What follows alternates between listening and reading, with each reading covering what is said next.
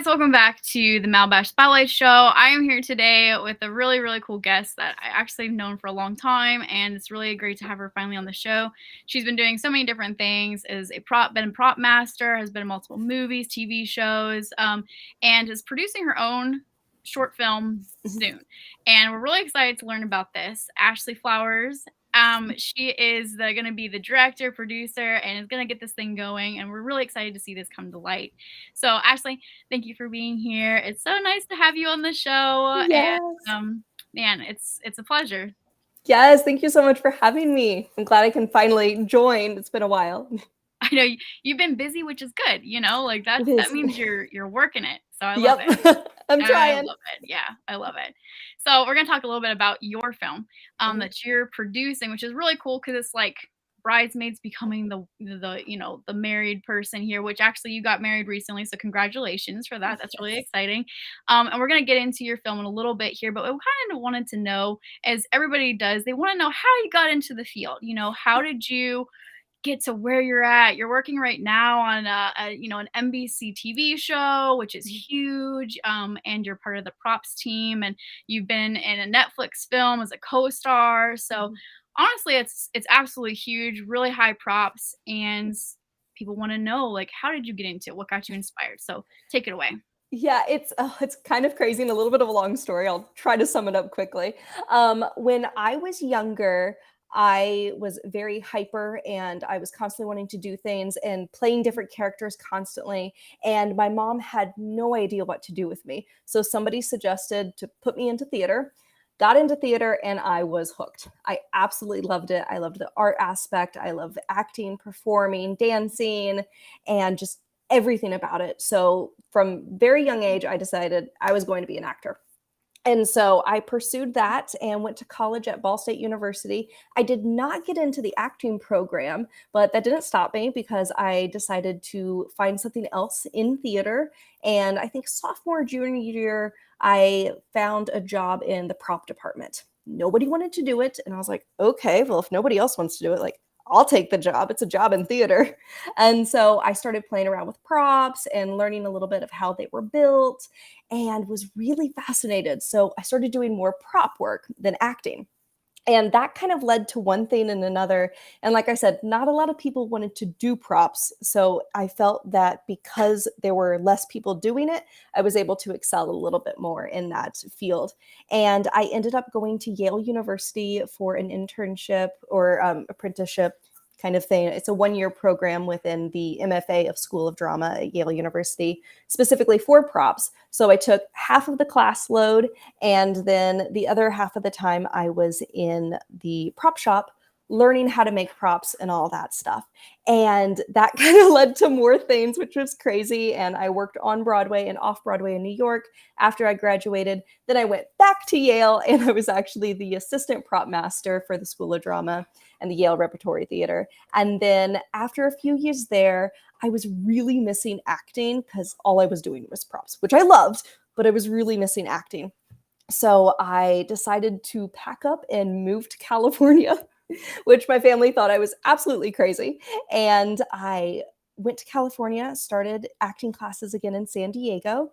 And from then I just kept auditioning. I got an agent, kept doing props, started doing film, and it just kind of evolved from there of meeting new people and getting new jobs. And it's been a whirlwind, but that's kind of how I got in. That's awesome. I mean, what a cool, and I didn't realize that you had gone to Yale until I was watching one of your TikToks, and you're like, yeah, I went to Yale. And I was like, how did I not know this? That's pretty impressive. You always surprise me. I love it. That's super cool.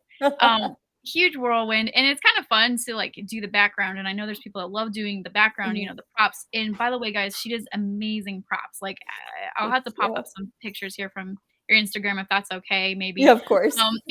But these things are so lifelike and so cool, and it's really vital to have important props while you're on set that get across the correct message. So I mean, well, like I said, I'll pop some of these up here, but that's super cool. You're in Chicago now, and you're working on this set and everything. How is that going? Like, how do you feel being a part of this team? It's truly amazing. I mean, the people that I work with are just absolutely the best, and they're very kind. And honestly, I'm the type of person I would rather work with amazing people that are nice than like the most talented people that are just mean, you know? And they're both talented and very kind. And my favorite thing about this job is that I'm not the prop master. So I'm used to being the prop master, the one in charge of the props department. And this one, I'm additional props, so I'm much lower on the food chain. There's less responsibility, which is kind of a nice break for me. And I deal with all of the background actors and their props. So we tend to have 30 to 60 background people a day, and therefore I have to give them all of their like stethoscopes, their ID badges, and sometimes we have patients who require blood or bandages. So I go around and provide all of that and make sure that's all good. That's amazing. It's a lot. There's a lot that goes into it that people just, they're not quite aware of, and it's, kind of interesting. So, Yeah. you have started this cool really film that is called Mhm. First Ish Date, Mhm. and it's gonna be a really fun little spin. I know you, so it's gonna be Mhm. a really cool, very energetic. Tell us a little bit about this film and Yes. how we can help you. Yes. So First-ish Date is pretty much a queer film for queer people by queer people. I identify as lesbian, and I am really disheartened to see a lot of misrepresentation in the media. And I really want to fix that because I feel that we need to have real, authentic, and honest representation in the media for the entire LGBTQ plus community. So I decided to create this film, found a few people to co-write this with, and it is about two women named Molly and Jess, and they are about to go on their very first date. And we get to watch all of the excitement and the nervousness that happens in that first date, and how a lesbian date can be a little bit more intense. And we get into those like severe conversations, like right off the bat. And it's just this beautiful, tender film that we've created. And we are currently fundraising $10,000 to make this film happen. There is a link in my bio in Instagram and TikTok where you can donate any money. And there are different perks if you want to just like donate a couple dollars for fun. If you want to have a free ticket to the premiere, that's $500. If you want to have your name in the credits, that's $100 plus all the other perks. I also have a $75 perk that is a one-on-one Zoom with me and the other creators where we just get to talk whatever you want, if it's the film or other aspects of our lives we can talk about. But I'm really excited about it. I truly believe this is a positive representation that we need as lesbians. And I think these characters are just adorable to watch. So maybe I'm biased, but I'm excited and I think it's going to be pretty great. That's awesome. I love it. I think a lot of people can relate to the first date, whether it's Mm-hmm. who matter who you are, I think they can really relate to those Yeah. how intense it is, and like you feel like you're sometimes on a you're being basically interrogated and things Mm-hmm. like that. So I totally think that this is really great, and I'm so excited about this Thanks. for you. You really deserve this, and deserve to go far. So guys, definitely Thank reach you. out and see if you can help in any way. You guys can also contact her on her link not LinkedIn, but Instagram page here. It's Ashley and Nadine, and it's ASHLEY for those who are listening, NADEAN. That's on our Instagram, and then this link is linked in her bio. So definitely go Yes. and check that out. See how you guys can help and get involved. Now, you guys are doing a roundtable soon on this, or have you guys already done that? Of We will be doing that soon. Yeah. Cool. That's really exciting. I've sat in a couple of those, and those are so much fun. So that's pretty fun. Yeah. Um, so what are some other things that you have learned in this industry that you didn't expect? Ooh. It doesn't have to Mm. be. I know the list could be long or short, I know. but yeah, some things that people didn't, you don't automatically think of when you get into the industry, whether you've gone to school for it or not. I think so many of us, when we get in the industry, we've got a certain mindset, or if you've already gone to school for it, you're like, this should be the way it is, and it's not necessarily. So, what are some things that you've run into, especially, that you would like to share? Yeah, I think the biggest thing is realizing there are no rules. There are absolutely no rules to this industry. I Yes. mean, be kind. I think that should be a rule. Be nice. But there aren't any rules, and I still struggle to this day of kind of a closed mindset on how my career is supposed to move, and I'm constantly being reminded that there is no set way.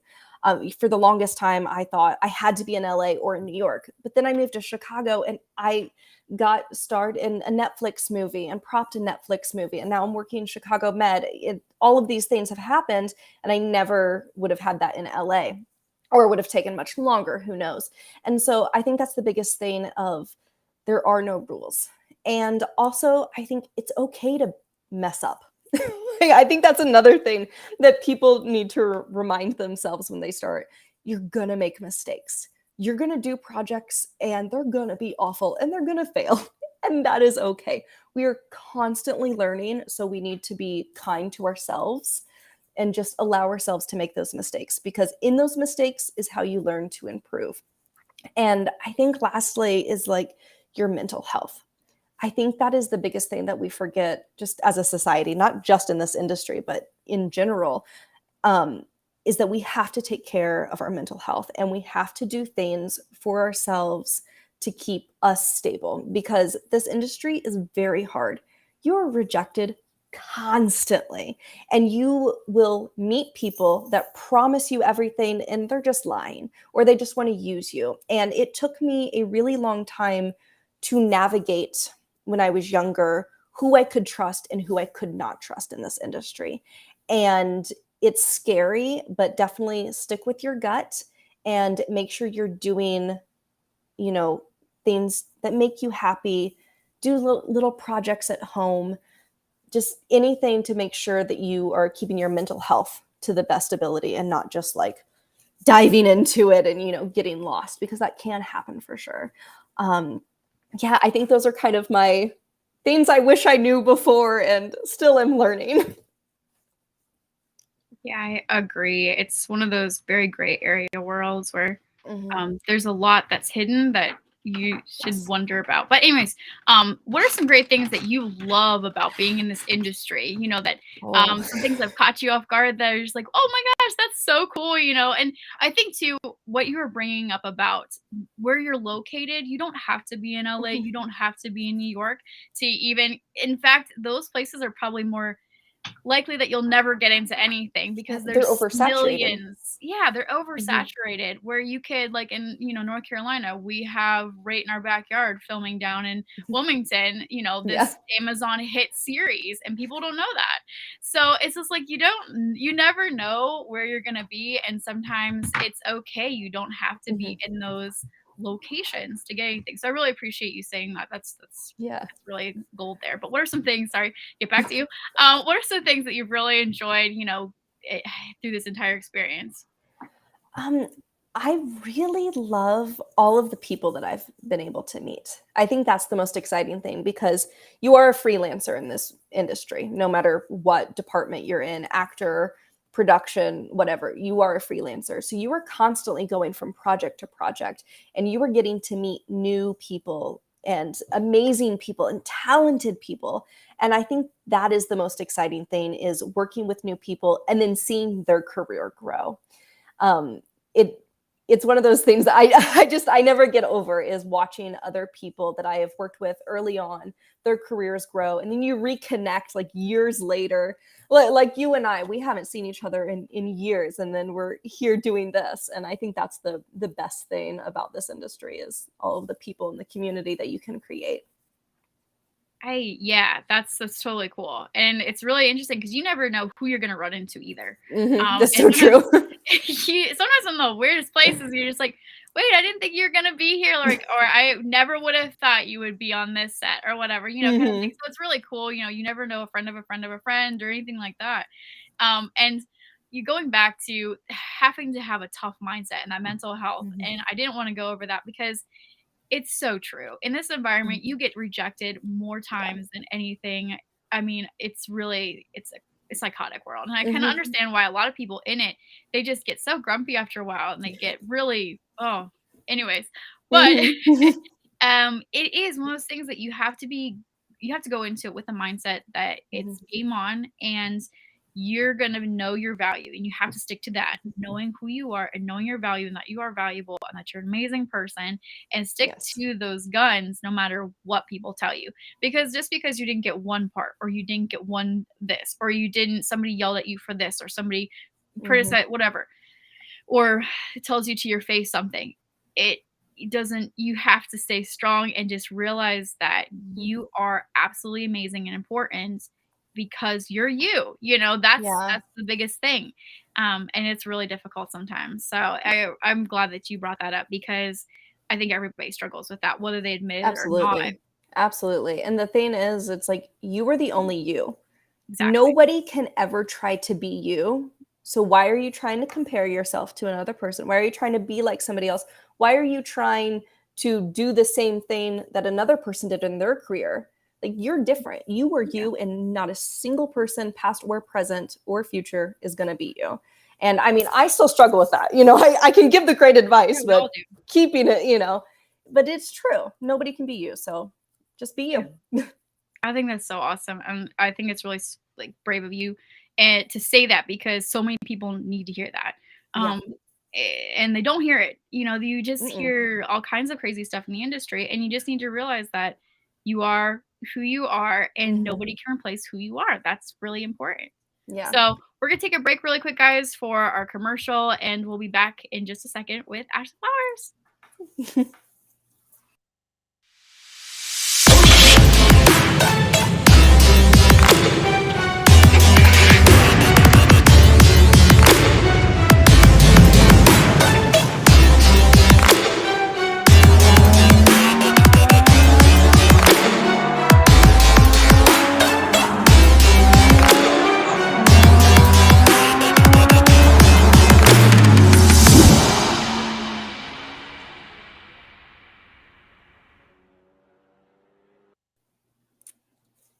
All right, guys, we are back with Ashley Flowers, a friend of mine from the past, and man, it's been a while. So I'm really Yes. excited to have her on the show. She has been prop master. She has done.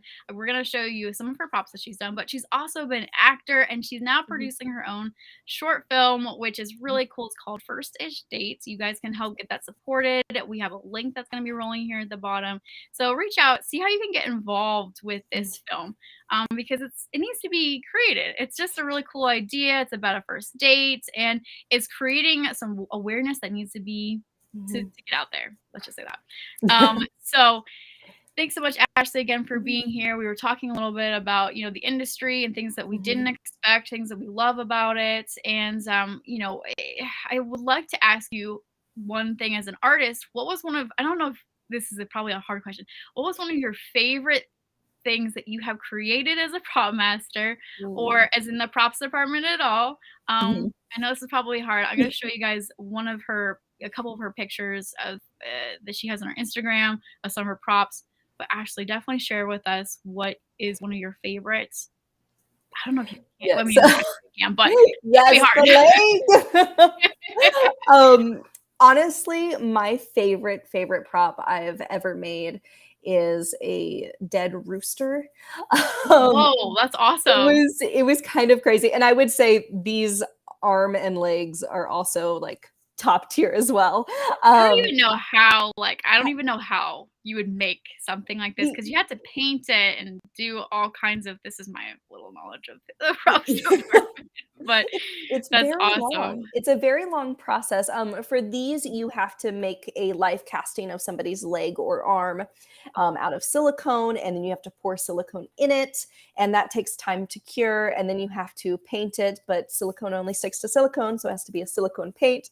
So you can only do like one or two layers at a time. So it's like a several week process to get these done, and I just absolutely love them. This is one thing that I used to do a lot before the pandemic, was making dead body parts. It was kind of this like random thing that I just did. Um, and I love doing them. So definitely dead body parts is one of my favorites. And then faux taxidermy, which is so random and I never thought I would be doing. But and I call it faux taxidermy because when you think of taxidermy, you think of like a very stiff like animal that's in a specific posture. But faux taxidermy in my mind is a taxidermy animal that can, move if you need to, because a lot of times in theater you need like a dead rooster, but you don't want it to be stiff, you want it to flop around, and in this case it needed its head cut off and then bleed.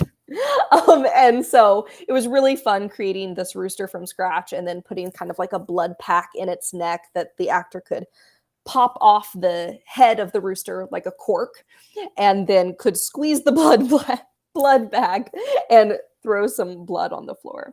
And I would say that was probably to date my my favorite prop. And the actors, when I presented it to them, just freaked out. And that to me is like the best, is when an actor freaks out or you hear the audience when it comes on stage.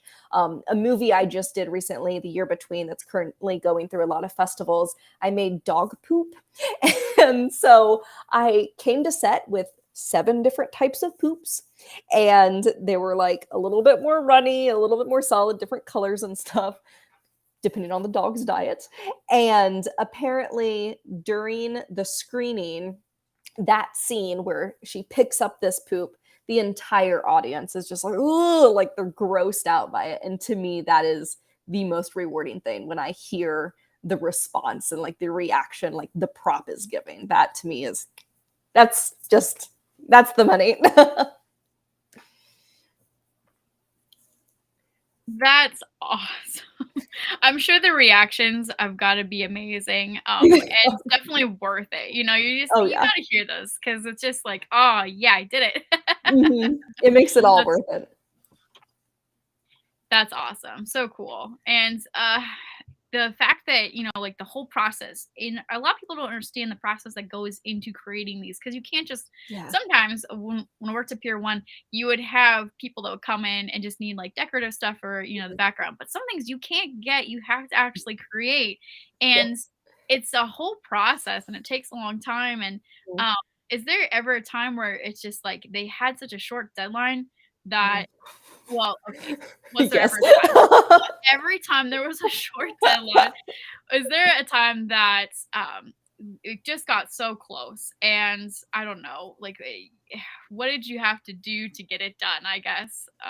I mean, it when it comes down to, I mean, here, let me start here, is when I get a show or a project, I always budget out not only my cost but the time that it'll take as well. And I generally give me a little bit more time just in case. And I discuss with the producer, the director, the designer, and I'm like, this is what's realistic. Smart. And, this is what we can do. If there's a prop where I'm like, I don't think I have the time to do this, we need to either look at something different, look at a less expensive option, a quicker option. I'll have those conversations. And generally, they're pretty good at deciding, which one do they want more. Now, of course, there are some times where like, nope, gotta have it. This is it. And then you got to really figure it out. And then that's when it comes into, you're going to go into overtime. And I always budget that in as well and speak with producers of like, if you want this done, then I need to be paid for it. I think something that's very common when we're younger is that we'll just make it happen. Like, we're going to do it. We're going to make it happen. We want to impress. And it just burns you out and you're getting overworked. And then you're putting this expectation that you can get it done under a certain time limit. And so it kind of puts this idea in other people's heads that you can do this. So it's very important that we are, as artisans, sticking to our ground of like, this is what's reasonable and this is what's not, and trying to have those open conversations so we aren't getting put into this, overworked, underpaid situation. And like I said, I think that's very common for younger artists. And so I always encourage them to stick your ground, learn how long it takes you to paint something, learn how long it takes you to distress a prop or make a specific prop.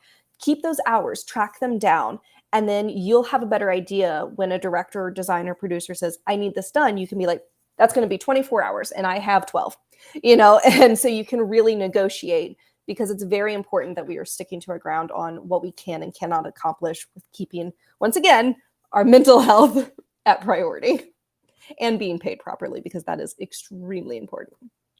I was just about to say thank you so much for saying this because that is a huge thing. And then when you said it, that we like to get in, if you're getting in the industry, you almost get in with this desperate mindset that's like, I'll do anything, I'll do Mhm. whatever it takes. And that is sometimes the most dangerous mindset that you Yeah. can have getting into the industry, because if you get into the industry, you come in with some form of talent, so you need to Mhm. be able to stick to your guns and set those expectations and everything right off the bat.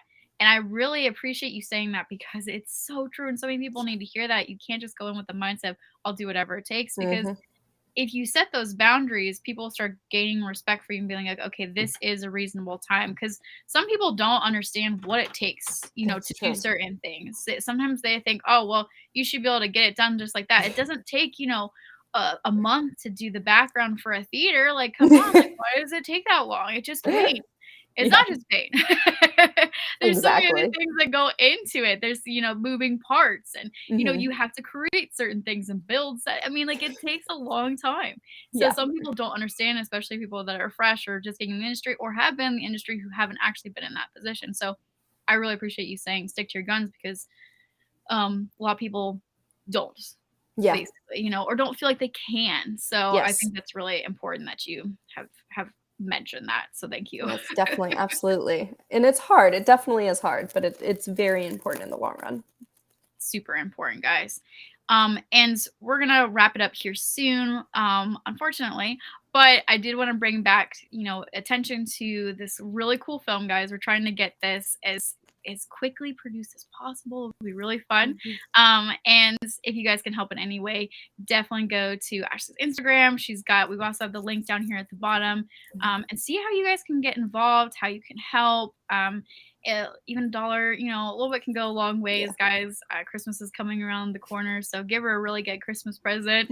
That would be really awesome. So, Ashley, tell us a little bit again about, for those who might just be joining us, about like the film here, and what is the storyline? Yes. Yes, the storyline is Molly and Jess are about to embark on their very first date. They've been talking online for about a month, and they've finally decided, okay, we're going to meet in person. There's a lot of excitement, there's nerves. Is it real, or is this just a facade that they've created behind the safety of their phones? And so we're really excited to share this story and really give proper, real, authentic, positive representation to the queer community, specifically lesbians. And I'm really excited about it. I think this is going to be great. And I think a lot of people will relate. And yeah, I'm excited. And I think everybody else is. I'm excited for you. This is great, and it really needs to get made. I'm It just really does. excited. Because this also brings in too. I was talking to somebody the other day. He's producing his own short, and it's Mhm. basically the whole process of coming out of COVID, even though he Mhm. doesn't want to be labeled as that. Yeah. And how do you relate with the world again? And it's even Yeah. hard when you were saying like the hiding behind your phones, not hiding behind your phones, but we can put on a facade behind your phones for Yes, so long that what happens when you meet that person, face to face? exactly.